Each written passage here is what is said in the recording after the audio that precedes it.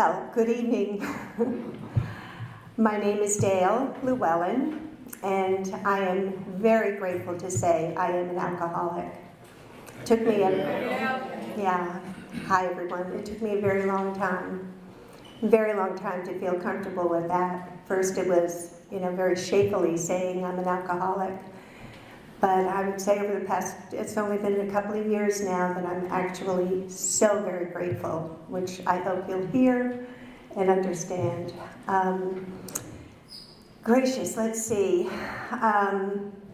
My sobriety date, I'm pretty new to the program because my sobriety date is January 10th, 2004, and I stand here before you as living proof that it's possible to get sober over 60. Some of us are very late learners. It took me a very long time to get this program, but I'm so grateful that I finally did. Let's see now, I do have a sponsor. My sponsor has a sponsor. My home group is the fellowship group in Fletcher, North Carolina in the mountains. And it's the very first group I really started going to when I first got sober, and we had moved out of the area. I live now in the Flat Rock area, if anyone's familiar with that in the mountains. And my home group is literally 15 and a half miles away, but when you get comfortable with one group, you kind of keep going back, and that's the way I feel about the fellowship group. So if any of you are ever traveling in Western North Carolina, please give us a visit. We meet every day at noon, Monday through Friday, and we have several evening meetings, and we even have a women's meeting on Saturday mornings. So please join us. Now, okay, what was it like? What happened? And what is it like now? I have to be very careful because there were 6 decades in what was it like. So I would love to just spend as little time on that as possible. I gotta tell you too, the very first time I told my story, I remember looking at my watch and I had 10 minutes left and I was still in what was it like. So I'm gonna try very hard, and somebody please wave if I've gone on too long, because what has happened in sobrieties is just the real gift, and I really can't wait to get to that. So I'm a product of World War II. I was born in 1940, and I was born into the CIA. Is anybody familiar with that? Not the one you're thinking of, I'm sure. It's Catholic Irish alcoholics. And I was surrounded, believe me. I'm the daughter of, the sister of, the niece of, on and on and on. But thank God, not yet. I'm not the mother of, or the grandmother of. I see the red flags in a couple of my grandchildren. So we just got to keep this going, guys, because we may have to fill still yet a few more seats. But anyhow, early on, I was born in New York, and life was really quite beautiful for the first 7 years of my life. When I was about 7, my dad, who owned his own car dealership, but through the war and everything, they weren't making cars, so we obviously lost that. And my folks had to scale down our lifestyle, so we moved from this area called Westchester County outside of New York City to Long Island. And I thought it was just going to be the start of a beautiful life, because prior to our moving, I was raised by nannies, and it was not a very wonderful early upbringing, because my folks were very unavailable to us. So when we were moving, I thought in my little girl mind that life was going to be beautiful because we wouldn't have all these extra people around, like my nanny, and that I'd have my mom and dad to myself.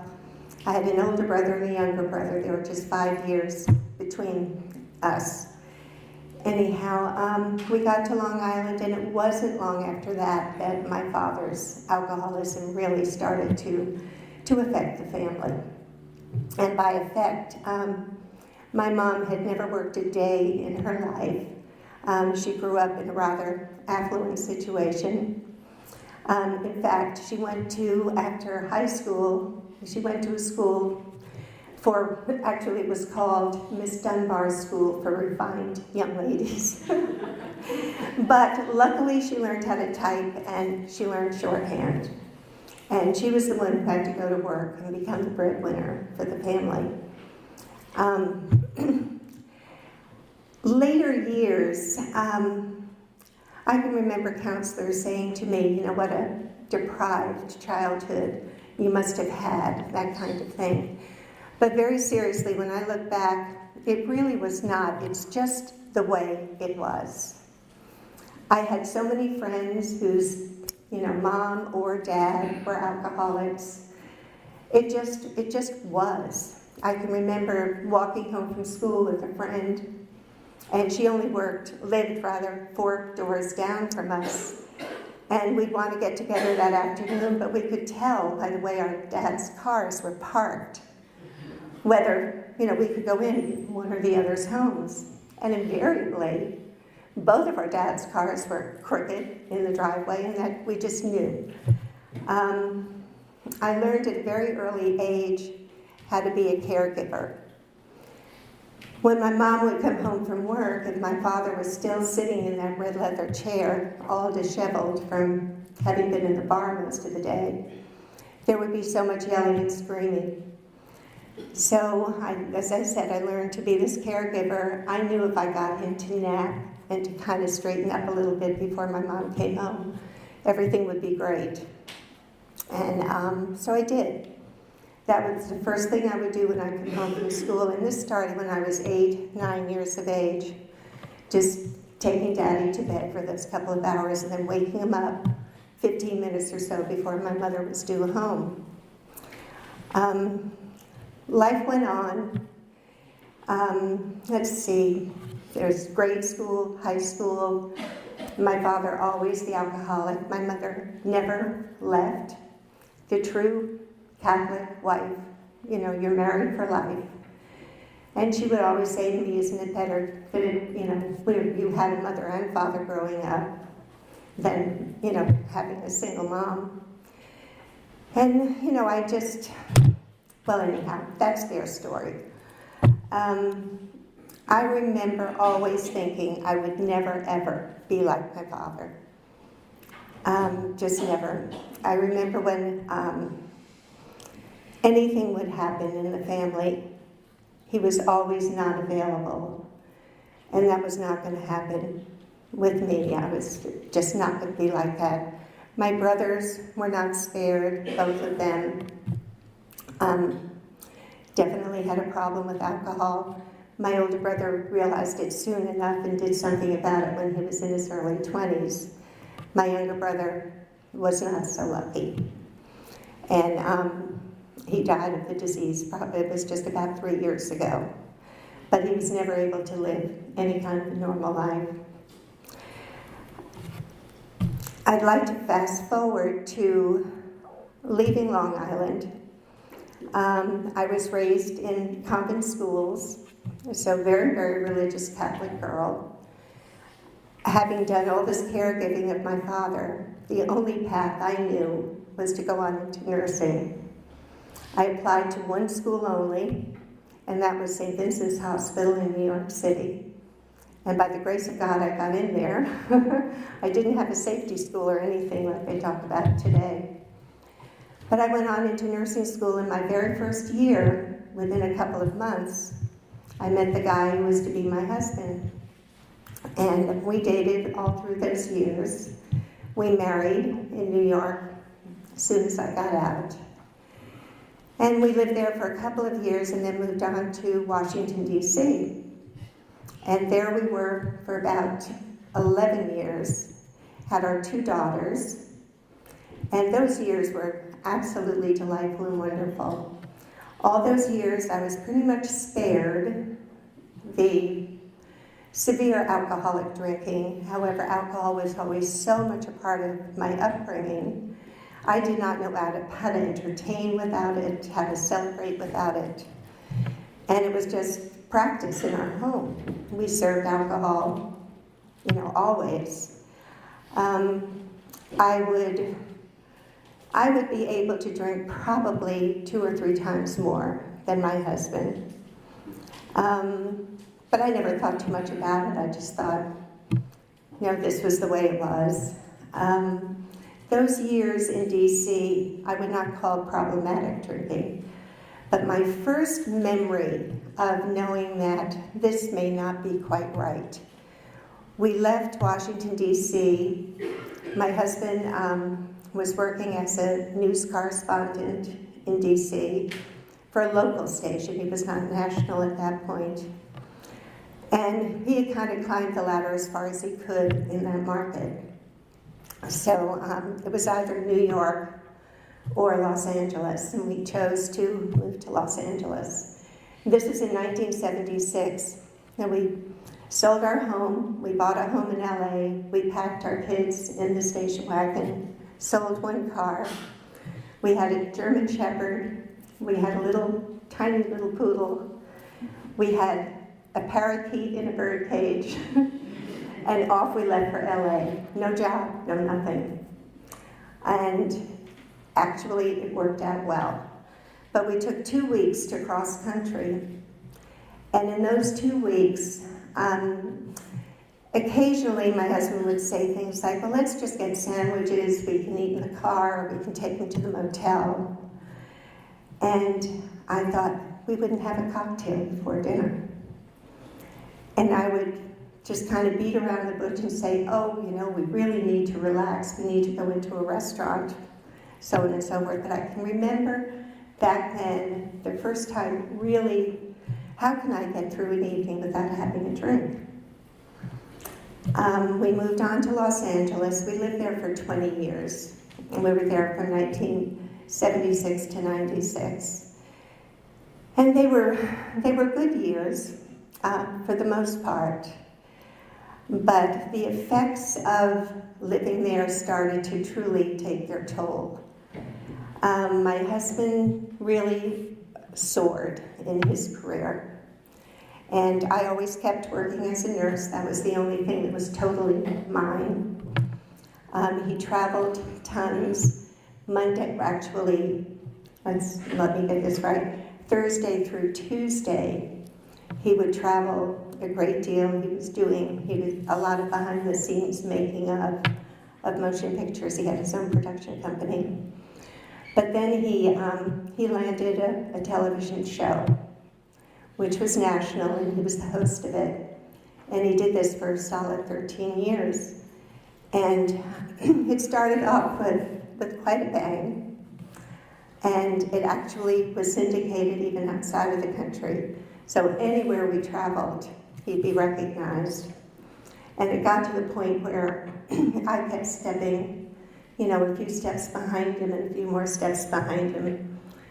And I was getting to a point in my life where I was feeling like I was losing more identity and more identity. And it's kind of a difficult thing to explain, but I got to the point where I even stopped saying my name. I would put my hand out and say, hi, I'm Lynn's mom. Hi, I'm your nurse. And then with my husband, it was always, I'm Doug's wife. And I'd never even say my name. And the more he traveled is when the alcoholic drinking really started to take its toll with me. But I was drinking so much when he wasn't home that when he was home, I was really as careful as I could possibly be. And the hiding. Oh my gosh, do you remember the hiding? Some of the things I did were just insane. One story I just have to tell, because you all know what we did, and I don't have to go into that too much. But I remember leaving work one day. I was a school nurse at this point, and my daughters and I would go to school together, come home together, have vacations together. It was just, that part of it was absolutely great. But anyhow, I was racing home from school one afternoon, and for some reason I had to stop at the same liquor store that I had the day before. And you know how you never stopped in the same one 2 days in a row? So I did stop that afternoon in the same one. I actually asked for a really, really good bottle of vodka. And I believe it was Grey Goose that I got. And I asked them to gift wrap it. Yeah. And I got in the car, thanked him very much, because I was going to a party. I told him that I wanted to bring a really nice gift. Went around to the dumpster, unwrapped it, went home. Only you guys can understand that. I'll tell that story to other people, and it's, what's so funny about that? We all did, you know, when my husband go out of town, I'd go to the grocery store that you could buy, booze in the grocery store in LA. And I'd get myself the half gallon, and I'd buy him his gin and the little, the fifth. I would have been back to the store 3 or 4 times before he came home, pouring it back into, the big bottle. So when he did come home, it didn't look like I had that much to drink. Anyhow, and then where do you put all the empties? It just went on and on. I did nothing about my alcoholism the entire time we were in LA, because I really still didn't fully believe that I had a problem. I was not like my dad. I never lost a job. I never had a DUI. Was never in trouble with the law. I never went to bars. I just didn't do any of those things. So how could I possibly be that bad? We had some serious financial reverses the last couple of years in LA, and it was time for a change. We had to really figure out our own lives personally, and my younger daughter had moved to North Carolina, and she was expecting our first granddaughter. And I did not want to be a grandmother 3,000 miles away. So we decided to make the move. And all of a sudden, after growing up in New York, living in Washington, D.C., we did have a little stint for a year in San Juan, Puerto Rico, and then 20 years in L.A. And then one morning I woke up in Flat Rock, North Carolina. And it was like, oh my God. Well, that was the first time I started literally putting vodka in my morning juice. That's not normal behavior. And even I recognized that at that point. And my daughter came up to help me unpack one morning. I'd only been here about 3 weeks. My husband wasn't here yet. I had come ahead with our dogs. Anyhow, she came in, and it was about 10 o'clock in the morning. And she said, Mom, if you are going to be a part of Molly's life, you have got to do something about your drinking. And that was in November of 1996. Do you remember that sobriety date I gave you in the beginning? 2004? It took me 7+ years from that very night. I went to my first AA meeting, and it was 7+ years later before I finally surrendered. I could not drink, no matter what I did. I went to AA. I felt I belonged. I understood you all. And I knew I was where I was supposed to be. But I could not drink. I would plan my meetings around, could I get to the ABC store? If the meeting was at 8 o'clock, I'd have to get to the store before 8. My husband would say to me, how can you go to an AA meeting and still drink? The only thing I could say to him was, I don't know. I could not drink. From 96 to 2002, it was like a roller coaster that just kept going faster and faster and faster, and I couldn't get off. Finally, in 2002, I had come down with the flu, and it was a horrible strain of flu that year. And I was really, really sick for about 4 days. And I just could hold nothing down. And I didn't have a local doctor. I had never gotten set up with a local doctor in the area. So I had my husband go to the hospital where I was working, to my medical director, to get a prescription for some Phenergan. He brought it home that afternoon, like 2, 3 o'clock. I took some Phenergan, and by 5, 6, I was really feeling better. Now, mind you, I had a thing in my system for 4 days. What was the first thing I did? Vodka tonic. I couldn't even begin to hold it down. And it was that night that I went into the DTs. And I experienced the DTs. I was hospitalized for about 36 hours. Scared my husband to pieces. He thought I was having a stroke or something. You would think that would have done something. I bet you I was drinking again in about a month, I think, after that. And it just went on. That was in the spring of 2002. By the fall, I went into a 28-day program. And after the 28-day program, I came right back home, right to the same routine. And by the holidays, I was drinking again. Now into 2003, I had tried 3 different IOP programs. Still drank. I then probably went about, one huge thing that happened.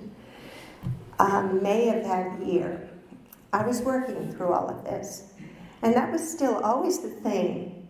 How can I never miss a day of work and be called an alcoholic? You know, how could that be? Anyhow, it was a Friday morning. I'll never forget. It was May the 3rd, 2003, 11 o'clock in the morning at the hospital. Little tap on my shoulder. Dale, you wanted in the nurse manager's office. So I went into the office, and I was told, and these were the exact words, there is an odor of alcohol about you. Obviously, I was probably reeking. Now, I never drank in the morning before going to work, but I certainly had my share the night before. And that particular night before, I obviously had plenty because it was just oozing from my pores. Anyhow, that was a Friday. I was escorted off campus by campus security, taken to be drug tested. I don't know what the urine test was, but I do know that the breathalyzer, I blew in at 0.021. Negligible, but the fact remains it was positive. So the nurse manager was mandated to let the Board of Nursing of North Carolina, I was reported. And the following Monday, I was told to call Human Resources and find out what my fate was going to be.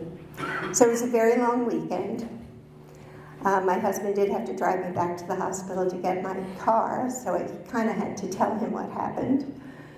But in my sick mind, here at the time, I'm 63 years old. I'm certainly at early retirement age. My daughter, the one who had the first granddaughter, was now having twins. And I had promised her I'd take time off. Well, I just announced to my family that I decided I was taking early retirement. Of course, they were so proud of me. I was going to be able to help my daughter and so forth. The things we do and how we rationalize. Anyhow, that was in May, and my daughter had the twins, and I was able to help, and I did stay sober. I wouldn't call it sober. I stayed dry for quite a few months and helped out, and the whole family was just thrilled with me. Mom's finally getting it. I was going to meetings. I had a sponsor, doing the deal, I thought. And then in December, of that year. My husband was in New York and asked me to come join him. We could do some Christmas shopping and so forth. And of course, that's where we met. Every single corner of the city would be a trigger for me. And I remember that day so well. I kept going into his office. For some reason, he had a little tiny fridge, and I opened up the refrigerator, and in there was a bottle of wine. Wine was never my thing, but there was a bottle of wine there. Now I'm alone in the house. There's no one there but me and the dogs. Probably 3-4 times that day I went back to check to see if that bottle of wine was still in the refrigerator. By about 6 o'clock that night, the bottle of wine was on the counter in the kitchen. Then it was opened. Then I had a glass. But wine wasn't my thing. As I said, I was off to the ABC store to get my vodka. Well, I don't remember going to bed that night at all. And our housekeeper came the next morning and found me on the couch. And the side of my face was all bloody, obviously fell. Yet my suitcase was packed and was at the front door. And I have no recollection of doing that. But I do remember when the housekeeper came, I called my husband and said, I'm not going to make it. And I told him I was done. And that's all I remember. The next thing I know, he made some calls and people were at the house. And I ended up going off with my counselor for a week, lived at her house. Long story short, I ended up going to a place outside of Dallas, Texas, in a town called Kaufman. There was a ranch, a godforsaken ranch, full of tumbleweeds. But it ultimately became my savior. And I was at this ranch, very long-term treatment for alcohol and drug abuse. One of the criteria was you had to have, comorbidity, and I thought, well, I only drink alcohol, I'll never get in. Talk about being the textbook picture of a codependent. That definitely got me in. Anyhow, I spent 9 months there, and after 9 months, they suggested that I stay another 6 months for aftercare. But being there at that facility was so very pivotal for me, and I am so grateful and so thankful that we could afford it. Number one, that my husband never stopped loving me. He surely fell out of like. And so did my daughters. No one wanted anything to do with me. But at the same point, as I say, I could not be more fortunate that they loved me enough to help me get better. So I stayed there, and 2 things that happened there probably changed the course of my fully surrendering and living the program of Alcoholics Anonymous. The first one was, I was in this community room, and the guy who ran the program, this fellow Mark, was a former Navy SEAL, and this was like boot camp. I don't know how else to tell you. It was not like one of these wonderful recovery situations you read about and hear about, like in Los Angeles and so forth. This was really boot camp. But anyhow, he looked at me this one day, shook a finger at me in that deep, deep voice, I'll never forget it. He said, Dale, if you're going to get this deal, you're going to have to fire your Catholic God. And that was like telling me I'd have to the next morning go, a la Buddha or something very, foreign to me. But what he did was he probably gave me one of the biggest gifts that I could possibly have received, because I had to find my own relationship with my own higher power. I was taught this God as a little girl. And I prayed, and I said the rosary, and I did all those things I was taught to do growing up in my Catholic faith. But I don't know if anyone in this room can relate, but prayer to me was all by rote. It was the Hail Mary, the Our Father, the Glory Be, on and on. I said these words, and they were just such a part of me that while I said them, and while I said the rosary, I'd be making out my shopping list in my head, I'd be planning a party, I'd be doing everything else. I mean, it meant nothing. It meant nothing to me. Well, while I was at this ranch, we had to do what we called our nightly review. At the time, I did not know it was a 10th step. But we were taught this very early on. And if you go to page 86 in our big book, where it says, when we retire at night, where was I? And it lists all those things. We had to answer that paragraph, literally, in the form of a nightly review. Well, I started doing my nightly review to God. And I would say, Dear God, and this was written out every single night. And that began my relationship with a God I never knew. So I really developed what I have today is this beautiful relationship with my higher power. And it started by writing letters. And I realized that prayer was writing, it was talking, and how novel. I never knew that. So that was that amazing gift. And then about 3 months into my stay there in Kaufman, it was right around the 3-month mark.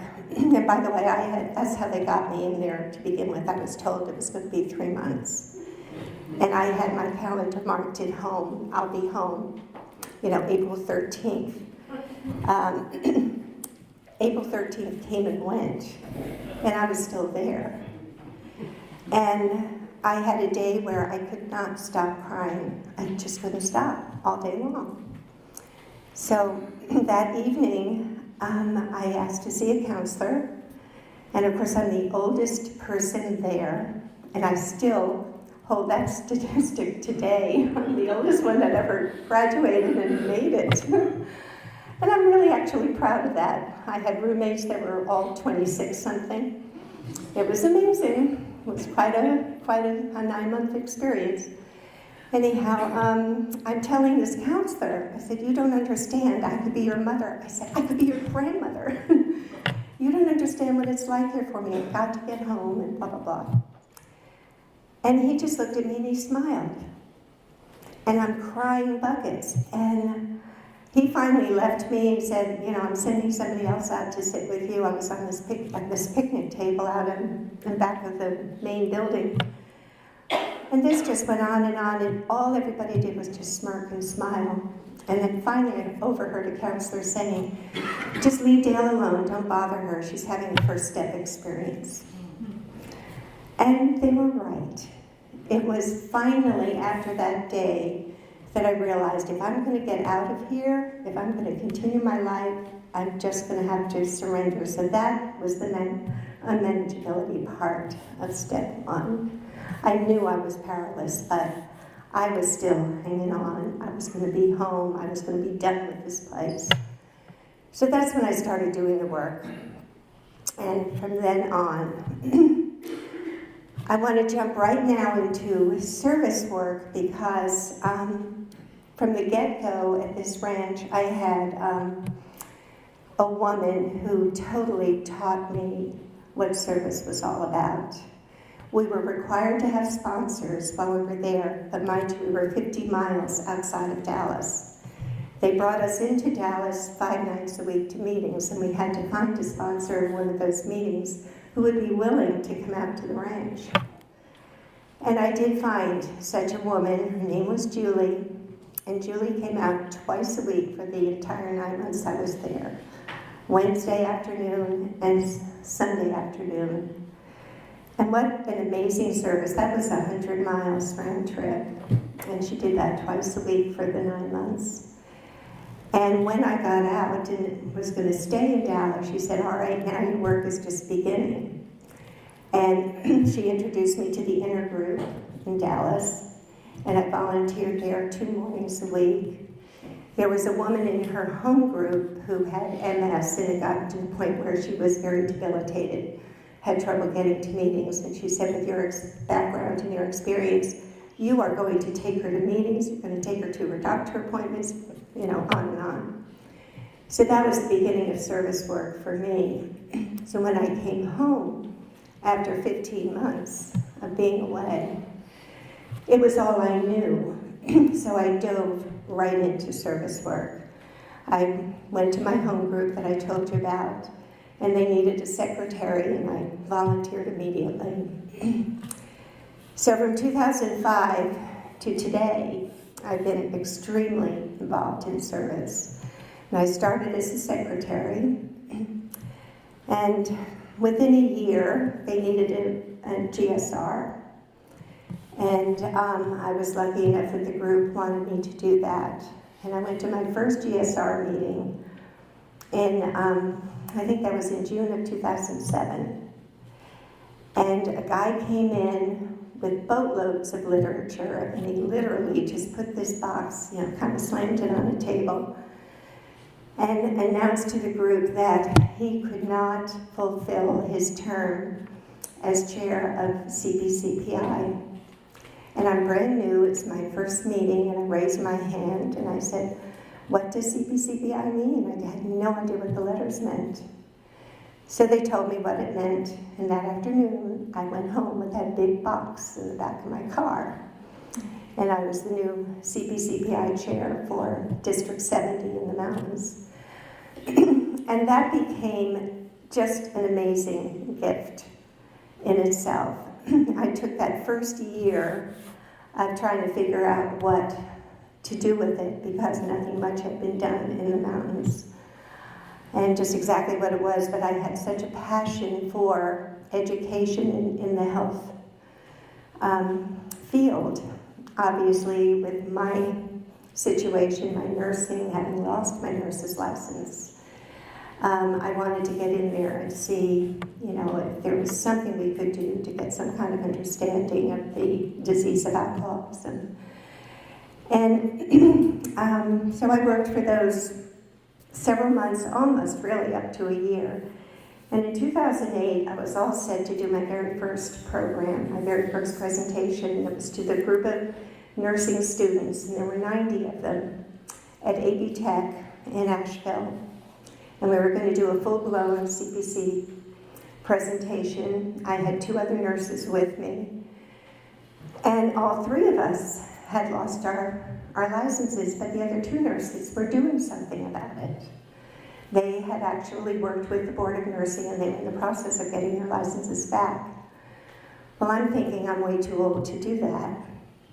So I'm running this presentation. And if you've ever felt, a scratch or a sore that started to fester because you didn't do anything about it, and that's the way it finally got with me.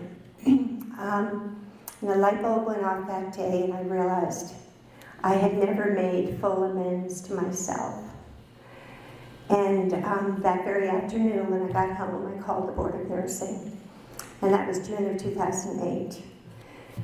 And I said, okay, I'm ready to do something about my license. What do I do next? It had been just over 5 years since I had worked. And in the state of North Carolina, you have to take the full refresher course.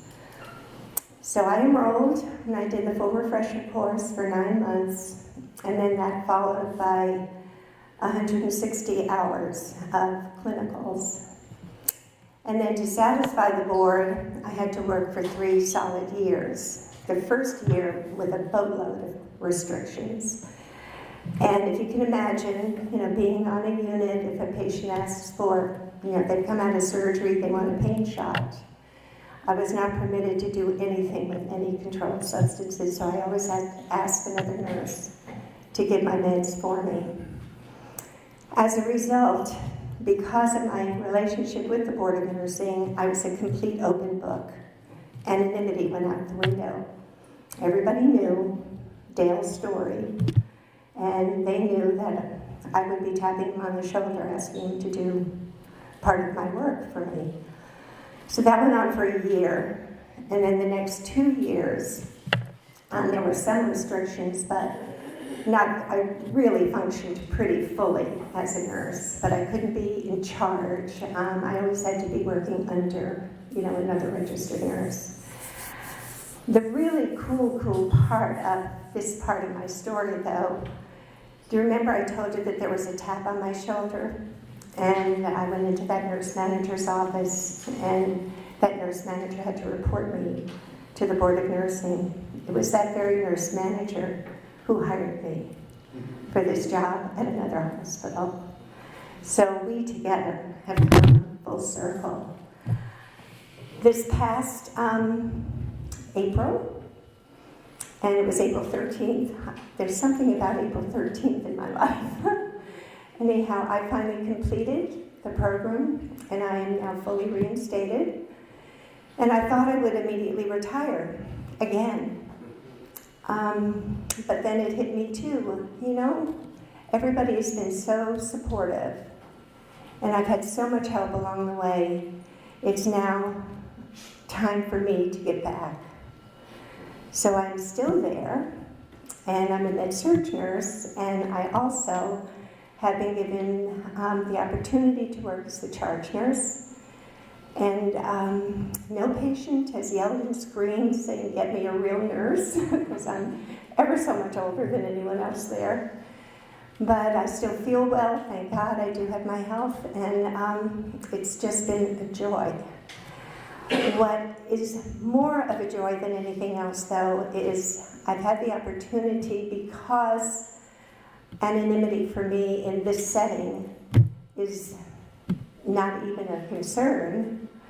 I do have nurses and doctors call upon me to help, when patients express any kind of an interest in recovery. And I can give you a couple of examples, but just yesterday morning, I got on duty and I was assigned to one of my 4 patients. It was a young lady who was admitted the night before with severe pancreatitis, only 49 years old. And I walked in, and that picture of Bob and Bill, the bedroom scene with the patient in the hospital? Do you all remember that one? Well, I literally sat down on the bed with her and put my hand in her hand, and I was able to look at her right in the eyes and say, "I have been in this bed. I have been where you are right now." And her eyes just welled up, and she held my hand, and she said, "You understand?" And I said, "Yes, I've been there." And when I got report on this woman, the nurse who reported to me in the morning was saying, "You're going to have so much trouble with her. She's so anxious. I've had to give her Ativan all night long," and blah, blah, blah, blah, blah. Just knowing that someone else has been where you've been, sometimes that's all they need to hear. And we went through an amazing day together yesterday, an amazing day. By afternoon, I was able to get some literature in the room, and she wasn't able to read it, but her husband was there, and she was thankful. And who knows whether she will leave the hospital and pursue and do anything. But for that day, she had a more comfortable day, and if anything, maybe I might be a little bit instrumental in ruining her drinking when she wants that next drink. She might think a little bit about it, because it sure took me forever, absolutely forever. But it's through service, definitely through my experience with CPCPI, that I even thought to pursue getting my nursing license back to begin with. And then the opportunities that have come up through this service have been phenomenal. Not only we still have this program going on with AD Tech. We're actually part of the curriculum, and we go in twice a year. But we've also touched in the clergy. There's a program we do with the Western North Carolina Episcopal community, the Employee Assistance Network, working very closely with them, and I frequently get calls when nurses are in trouble, and I'll meet with them. with the Board of Nursing now that I am a graduate. In Western North Carolina, I will get calls to help nurses in trouble. And it's so great to be able to give back. And that's truly what it's all about, is to give back. I have my life back fully with my family.